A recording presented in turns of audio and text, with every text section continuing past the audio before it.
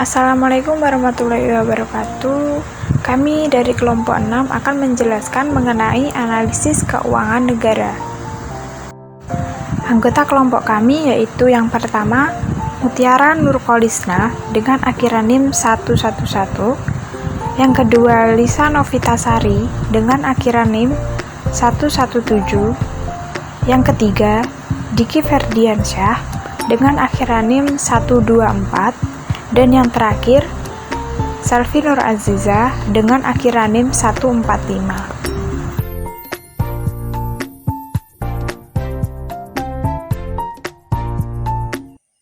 Macam dan ciri utang negara.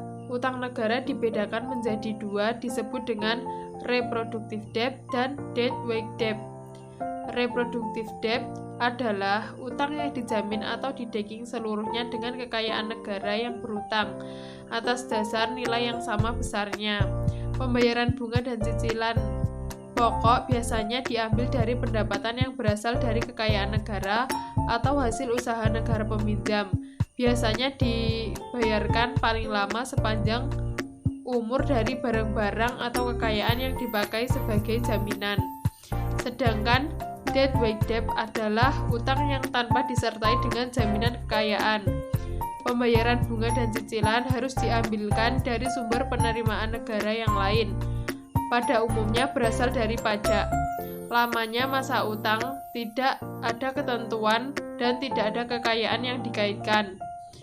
2. Utang sukarela dan utang paksa. Keuntungan dari utang sukarela adalah bahwa para pemberi utang bebas menyerahkan dananya tergantung pada kemauan mereka sendiri. Namun jumlahnya dapat dikumpulkan oleh negara biasanya akan tidak begitu besar. Selanjutnya untuk utang atau utang paksa, walaupun nantinya pembayaran bunga dan pengembalian pokok utang, bunga tersebut biasanya akan lebih rendah dari apabila utang itu berwujud utang sukarela. 3. Utang dalam negeri dan utang luar negeri. Utang dalam negeri atau internal debt adalah utang yang berasal dari orang-orang atau lembaga-lembaga sebagai penduduk negara itu sendiri atau dalam lingkungan negara itu sendiri. Utang dalam negeri dapat bersifat paksa ataupun sukarela, terkecuali bila ada suatu kekuasaan dari suatu negara atau negara lain. Utang dalam negeri hanya mencakup pemindahan kekayaan dalam masyarakat negara itu sendiri, baik pada saat terjadinya utang maupun terjadinya kekayaan, jadinya pembayaran bunga dan pengembalian cicilan utang. Utang luar negeri atau external debt adalah utang yang berasal dari orang-orang atau lembaga-lembaga negara lain. Utang luar negeri mencakup pemindahan kekayaan atau dana dari negara yang meminjamkan atau kreditur ke negara peminjam atau debitur pada saat terjadinya utang. 4. Suku bunga utang. Ada 4 suku bunga utang. Ada ketentuan bahwa utang negara dikenai tingkat bunga yang tetap. Artinya, jika tingkat bunga ataupun harga-harga umum naik atau turun, maka tidak akan ada perubahan dalam suku bunga yang dikenakan. Sehingga saat masa inflasi akan lebih menguntungkan untuk bertindak sebagai debitur daripada sebagai kreditur. Dan sebaliknya, jika terjadi masa deflasi akan lebih menguntungkan untuk bertindak sebagai kreditur daripada debitur. B. Sumber utang negara. Untuk utang dalam negeri maupun utang luar negeri, pada dasarnya asal atau sumber utang negara dapat dikelompokkan menjadi 4 sumber, yaitu dari para individu dalam masyarakat, dari sektor perusahaan, dari bank umum, dan dari bank sentral. A. Para individu sebagai kreditur.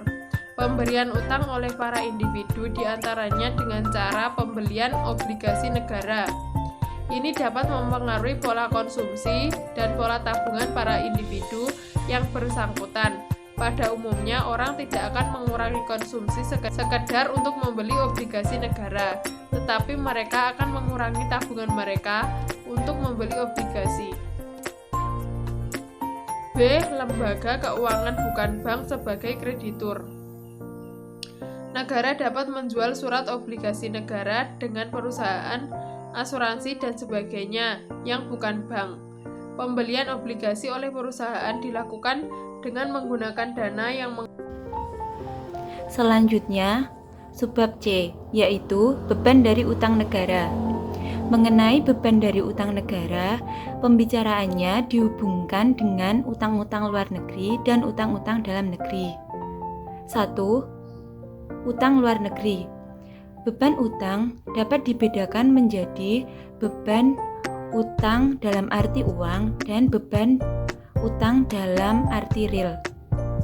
Selama jangka waktu tertentu, beban uang langsung dapat diukur dengan suatu jumlah pembayaran tertentu yang berbentuk uang, baik dalam hal pembayaran bunga maupun cicilan utang kepada negara kreditur. Sedangkan beban real yang diderita negara peminjam berupa kerugian dalam bentuk kesejahteraan ekonomi yang hilang karena adanya pembayaran-pembayaran cicilan, uang, dan bunga dalam bentuk uang.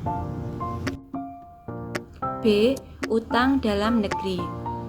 Masalah utang dalam negeri tidak menyangkut hubungan antara masyarakat debitur di suatu negara dengan para kreditur dari negara-negara lain, melainkan hanya antara debitur dan kreditur di dalam suatu negara yang sama.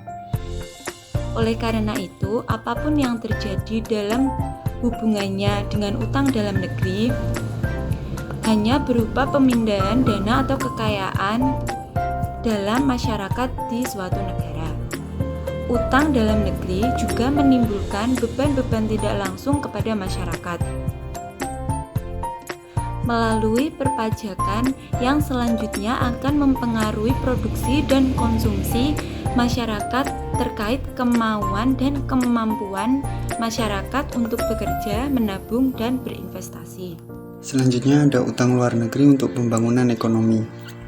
Bagi negara yang sedang berkembang yang ingin mempercepat laju pertumbuhan ekonominya dan kemudian dapat menyamai taraf hidup di negara maju, investasi dalam jumlah besar perlu dijalankan sehingga hasilnya tidak akan diserap oleh pertumbuhan penduduk saja tetapi juga diserap oleh negara. Selanjutnya ada utang luar negeri sebagai sumber kapital. Untuk dapat melaksanakan pembangunan ekonomi, maka diperlukan impor, baik impor bahan dasar maupun barang kapital, termasuk pengetahuan teknik dan ahli-ahlinya.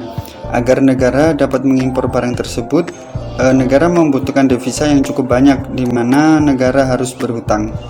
Yang kedua adalah pemilihan antara utang luar negeri atau dalam negeri.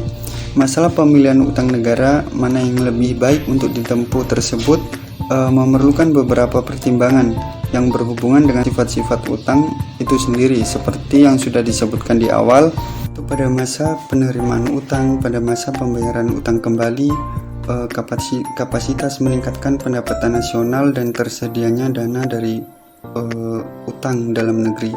Selanjutnya ada kapasitas untuk membiayai utang luar negeri Indonesia.